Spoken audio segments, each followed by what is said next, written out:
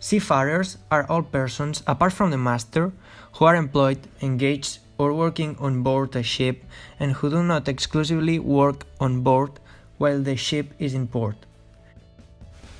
Seafarers hold a variety of professions and ranks, each of which carries unique responsibilities which are integral to the successful operation of an ocean-going vessel.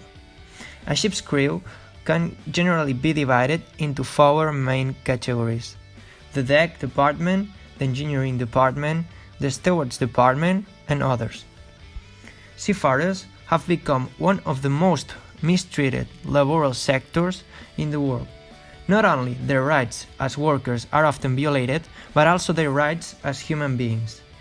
The International Commission on Shipping estimates that thousands of seafarers working on 10–15% of the world's ships work in slave conditions, with minimal safety, long hours for little or no pay, starvation diets, rope and beatings. The importance of the maritime sector is indisputable because most of the goods are transported by the use of cargo ships, which directly and indirectly employ more than 1,000.2 million people throughout the world. Therefore, it is necessary to take into account that legal relationships in this sector are developed in a context that is clearly internationalized by definition, together with the fact that in recent decades, the phenomenon of flags of convenience and special national registers have emerged, to avoid the rules of the countries to which they had to respond at first. In this regard, the International Labour Organization has been working since 1919 in the search for dignified conditions for these workers, forgotten by the rest of the actors in the international arena, in light of the scarce and dispersed regulation that applies to them. Suffice it to say that in the Spanish state, until the approval of the law of maritime navigation in 2014, numerous aspects of navigation continued to be governed by the Commercial Code of 1885. Protection rights and support. In February 2006, the 94th session of the International Labour Conference took place in Geneva, which was an extra session of its General Conference focused only on the maritime sector. From this conference, the Maritime Labour Convention 2006 emerged, a single and coherent instrument that includes all the already existing 37 maritime labour conventions and its recommendations, but did not enter into force until 2013. The basic requirements for seafarers are: any person under the age of 16 is prohibited to work on board a ship, and underage seafarers are restricted from night work and any kind of work that is going to put at risk their health or safety. Seafarers must be certified as medically fit, especially their hearing and sight, and color vision if it's an essential capacity required for the job. Seafarers should be trained or certified as competent to perform their job and should also have completed training for personal safety on board.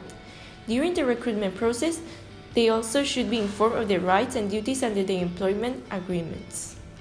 The main rights for the seafarers are: they should either have a copy of the employment agreement in a language which they understand, or a copy posted in an accessible place to them. Normal hours of work at sea and in port should not exceed 8 hours per day nor 48 hours per week. The maximum hours of work should not exceed 14 days in a day and 72 hours in a week. They have 1 day of rest per week and rest on public holidays. The minimum hours of rest should not be less than 10 hours in a day and 77 hours in a week. Seafarers should have an adequate compensatory rest period if the normal period of rest is disturbed by collapse to work. In the case of young seafarers, working hours should not exceed 8 hours per day and should work overtime only in unavoidable situations. They also have 15-minute rest period after each 2 hours of continuous work. Wages. The minimum wages should be established according to the normal hours of work, the change in the cost of living, and the needs of the seafarers. Equal remuneration for work should apply to all seafarers employed on the same ship, without discrimination based upon race, color, sex, religion, political opinion, or social origin. National laws or collective agreements should provide for compensation for overtime, which should not be less than 1 1/4 times the basic wages per hour. Remuneration should be paid without undue delay. If not, penalties or other remedies should be imposed. Any seafarers who have been paid at a rate lower than the minimum wage are enabled to recover the amount by which they have been underpaid. They also have the entitlement to leave. Seafarers shall be granted shore leave to benefit their health and to keep up consistent with their duties.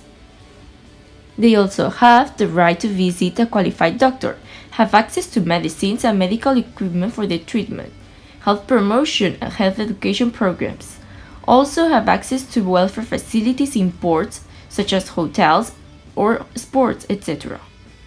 Ship owners should also have the means to protect seafarers from being stranded in a foreign port. If they are detained in a foreign port, it should be dealt with the appropriate consular protection.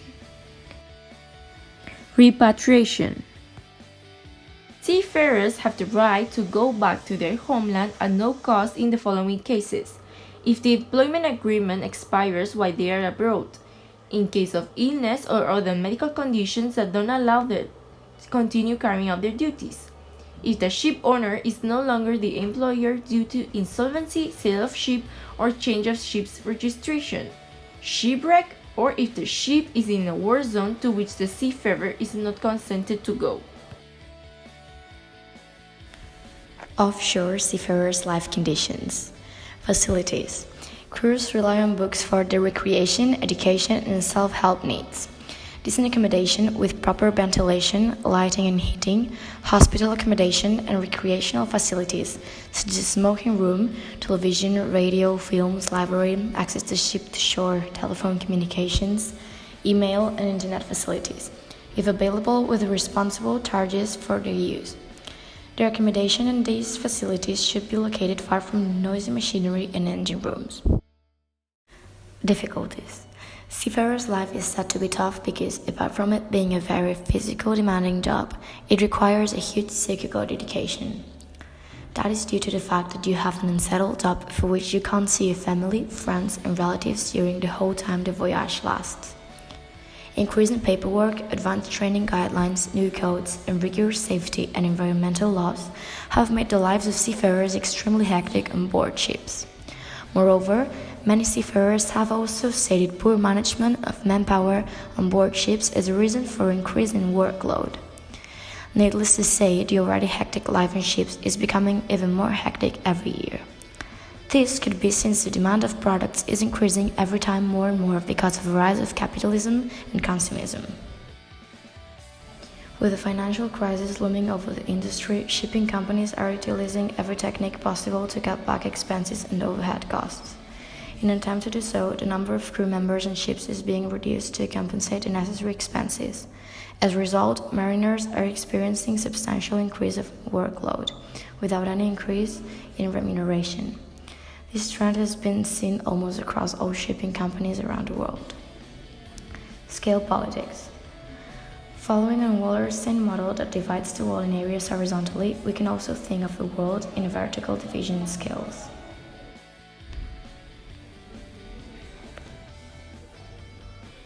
The scales are experience, locality, home or work, ideology, nation-state, national economy, and reality, world economy.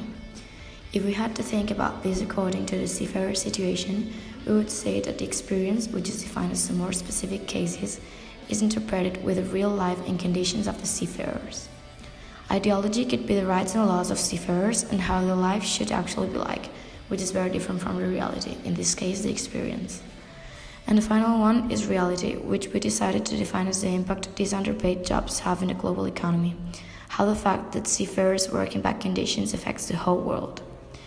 And this leads us to the next point. What are the global consequences of the seafarers' rights mission? Have you ever wondered the reason why your purchases online or in the physical store cost so few, despite the fact that they travel maybe the whole world, from China or Thailand, etc., to your house, for example? One of the main reasons of this is that the crew on the ships that transport this merchandise is living in poor conditions, with few facilities such as good doctors or good quality food, and are very underpaid for the job they are doing. Another way of seeing the relation of seafarers with global issues would be seeing how the globalization has affected their jobs and has even been the reason why it has been created. For instance, globalization has provoked that trade is more and more efficient, and the demand of products has affected ship containers. Due to this, the seafarers have more jobs, but on the other hand, as there is a big demand, the prices decrease, and the way to make these low prices possible is that the seafarers get paid less.